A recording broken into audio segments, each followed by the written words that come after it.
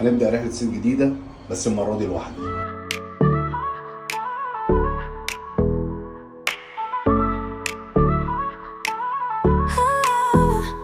In the shadows of my room late at night.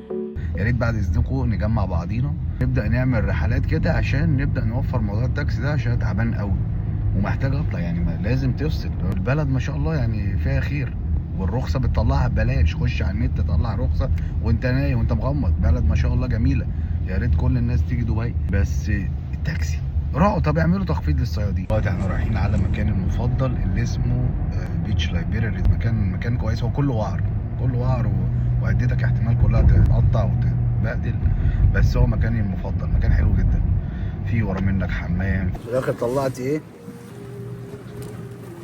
قصه حزينه خالص، بس مش مهم، كان نفسي ادوقها. نبدا نحلق لها حلاقه كده.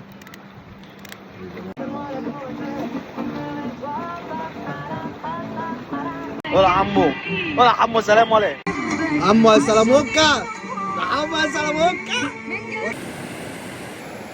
تاني صيدة معانا يا باشا النهارده، طلعت كده بالغلط، كسرت لها القراصات بتاعتها. كابوريا ما شاء الله. بص كسرها كسره مرعبه عشان خايف منها يا جدعان. تاني كابوريايه معايا ما شاء الله. بص الحجم عامل ازاي. بص يا عين الدباني، بص صباعي فين، بص انا صبعي فين في البتاع، شوف صبعي فين يا ولد. انا مش عارف ايه حكايه الكابوريا معانا النهارده.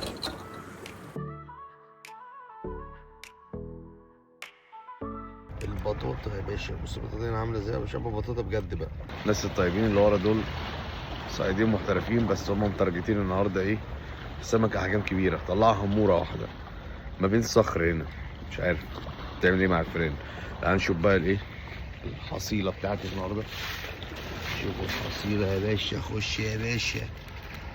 طلعت بتاع 3 بطاطات النهارده. كان حلم حياتي في بطاطا، طلعت 3.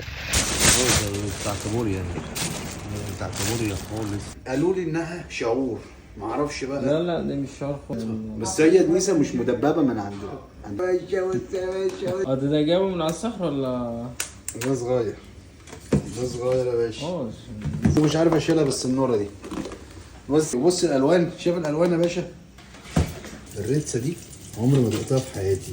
جاء الوقت ان انا اجربها، لان انا عندي فضول اجربها.